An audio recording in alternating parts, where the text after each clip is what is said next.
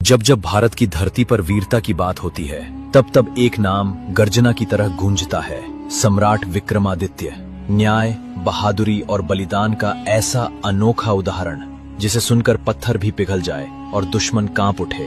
कश्मीर के एक छोटे से गांव में एक यंत्र शिल्पी रहता था।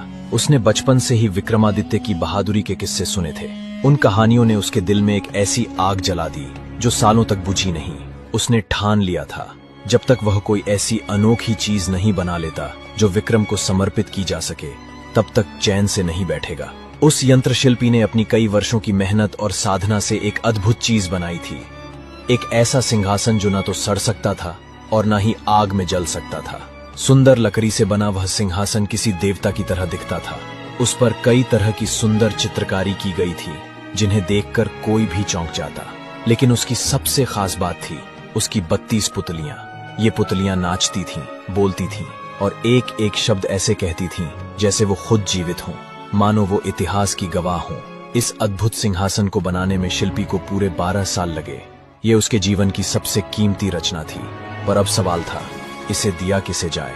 सिंहासन को बने अभी 1 साल ही हुआ था, लेकिन शिल्पी और उसका परिवार अब बहुत करीब हो चुका था।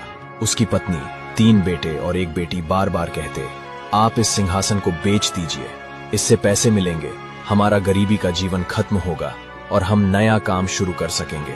शिल्पी उनकी बात समझता था, लेकिन वो अपने जीवन की सबसे अनमोल रचना को ऐसे ही बेच देना नहीं चाहता था। और तभी एक दिन उसके कानों में फिर वही नाम गूंजा, सम्राट विक्रमादित्य।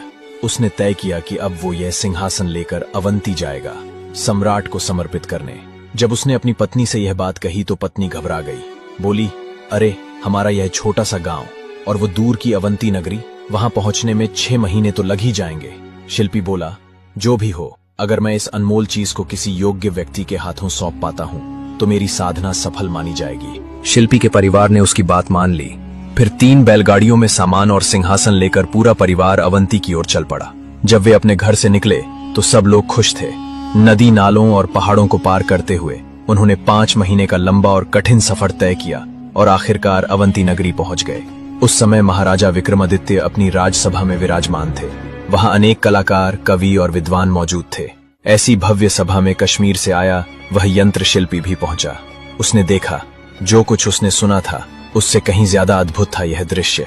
राजा विक्रमादित्य और उनकी सभा आंखों को मोहित कर देने वाली थी।